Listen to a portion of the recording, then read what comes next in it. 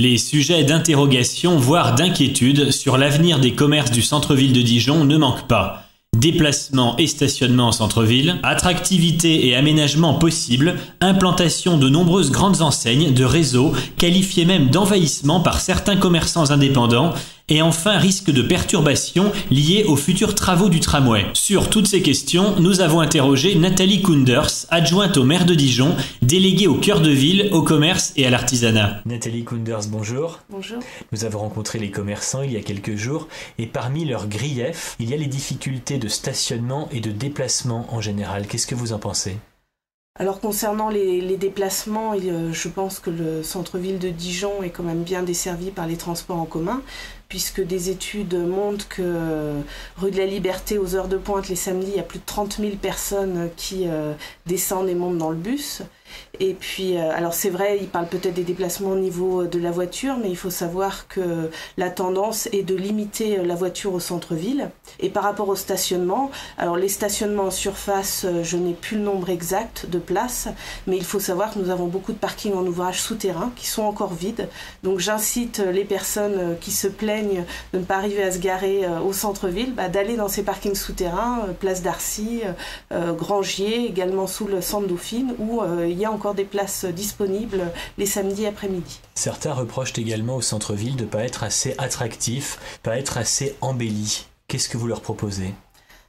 Alors, ce qu'on va leur proposer, puisque dans le cadre, donc il y a le tramway, je pense qu'il va vraiment modifier, même si le tramway ne passera pas au centre-ville, enfin au cœur de ville, il va le longer par la place d'Arcy. Donc je pense que dans toutes les villes qui a eu un tramway, ça a métamorphosé le centre-ville. Et ce projet tramway va s'accompagner d'une piétonisation, dont la piétonisation de la rue de la Liberté, avec plusieurs aménagements possibles. Donc je pense que le centre-ville de Dijon, à mon avis, il est quand même attractif et dynamique, mais il va le devenir de plus en plus avec le tramway et la piétonisation. Vous parlez du tramway, vous savez qu'il y a une grande inquiétude quant à la gêne qui va être occasionnée par les travaux liés à sa mise en place. Qu'est-ce que vous comptez faire justement pour dynamiser le centre-ville pendant cette période qui va être difficile ? Alors, par rapport aux travaux du tramway, il faut différencier les commerçants qui vont se trouver sur le trajet du tramway, où là, bien sûr, leur commerce va être impacté quand les travaux seront juste devant leur pas de porte. Et il faut différencier également les commerces qui sont au centre-ville, où là, le tramway ne passera pas devant leur commerce, mais bien entendu, il y a des craintes sur l'accès au centre-ville pendant les travaux.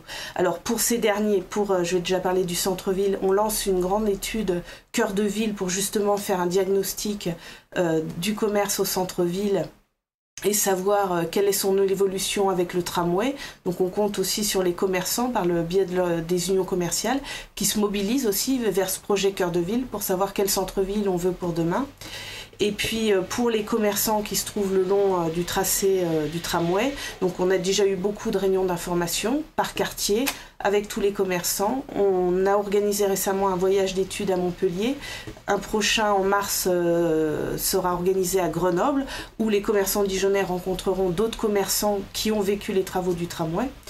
Et enfin, on lance un dossier FISAC, donc quand je dis on, c'est Grand Dijon, pour justement avoir des fonds pour, pendant les travaux, il y ait des animations dans les quartiers pour montrer que même pendant les travaux, les commerces sont ouverts, les commerces sont dynamiques et donc les personnes peuvent toujours accéder à leur commerce. Et d'ailleurs, j'en profite pour dire aux commerçants, je les incite vraiment à adhérer à leurs unions commerciales de quartier car nous ne pourrons rien faire sans eux. Qu'est-ce que le FISAC ? C'est le fonds d'intervention pour les services, l'artisanat et les commerces. Il est financé par une taxe sur le chiffre d'affaires des grandes surfaces. L'étude en question est menée par 3 acteurs. Grand Dijon, Chambre de commerce et d'industrie et Union commerciale. L'objectif, limiter le plus possible les désagréments liés aux travaux du tramway en prenant en charge 50% des actions d'animation et de communication et 30% des dépenses d'investissement, par exemple la réfection de vitrines, notamment pour l'accessibilité des commerces aux personnes handicapées. L'étude doit être rendue avant le premier coup de pioche du tramway. On retrouve Nathalie Koenders avec la question de l'implantation de grandes enseignes,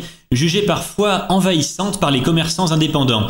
Alors la mairie peut-elle vraiment faire quelque chose pour limiter le phénomène? Alors c'est vrai que c'est un peu la crainte que tous les centres-villes se ressemblent parce que les enseignes viennent s'installer. C'est vrai qu'à Dijon aussi on a ce phénomène. Alors il faut savoir aussi qu'il y a certaines enseignes qui sont des locomotives.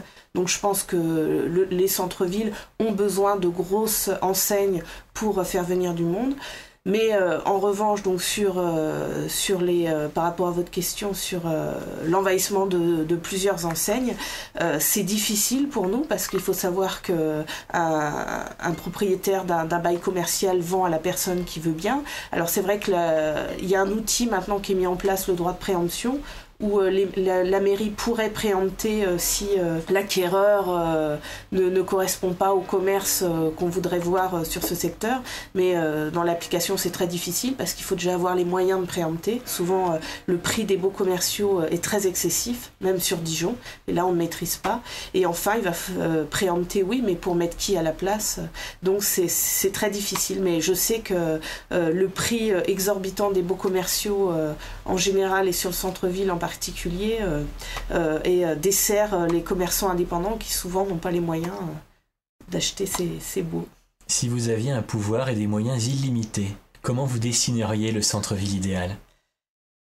Alors moi je suis plutôt quelqu'un qui prône la piétonisation, donc pas à outrance, parce que bien entendu on sait très bien que y a des personnes qui ont besoin encore de se déplacer avec leur voiture, mais je pense que les centres-villes de maintenant, du futur, vont être plus piétons, avec des petites navettes gratuites comme nous on a d'Ivia City pour pouvoir se déplacer dans le cœur de ville, et puis donc voilà, moi déjà je pense que un centre-ville piéton, on peut se promener avec des poussettes, avec des enfants, avec des petites navettes gratuites qui se promènent, et puis des animations commerciales, culturelles qui viennent égayer tout cela. Voilà. Nathalie Kounders, je vous remercie. Merci.